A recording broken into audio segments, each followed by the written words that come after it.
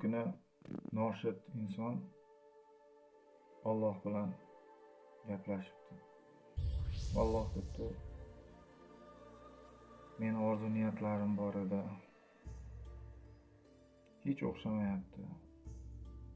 Nimaga orzu niyat qilsam, amalga oshmayapti. Buni boisi nima desa, Allohim, hozir men seni orzular amalga oshiriladigan bo'linma bilan tarmog'iga ulayman.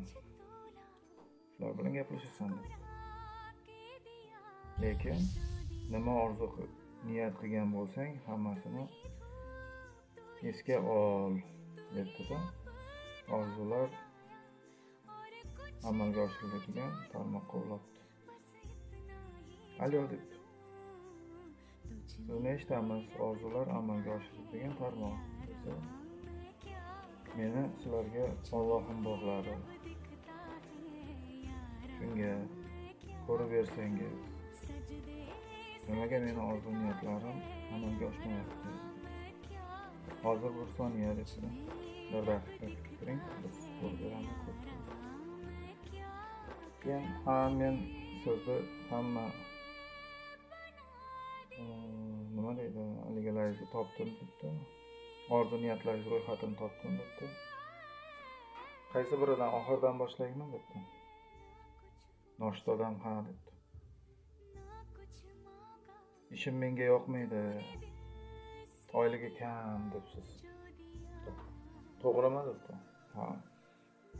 Haqiqatan ishingiz kam, oyligingiz kam.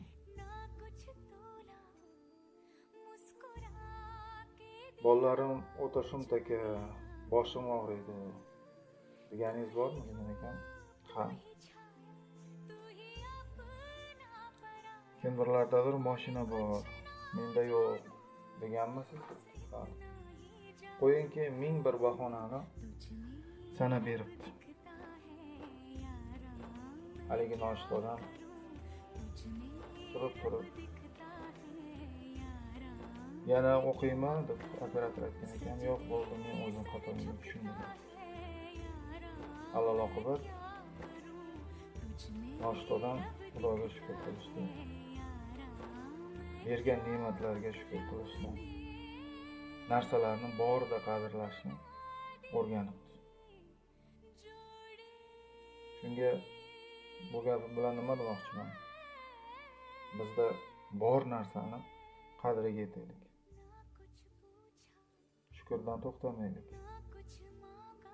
Zero Alloh buyuk, ne'matini ham, rizqini ham beradi.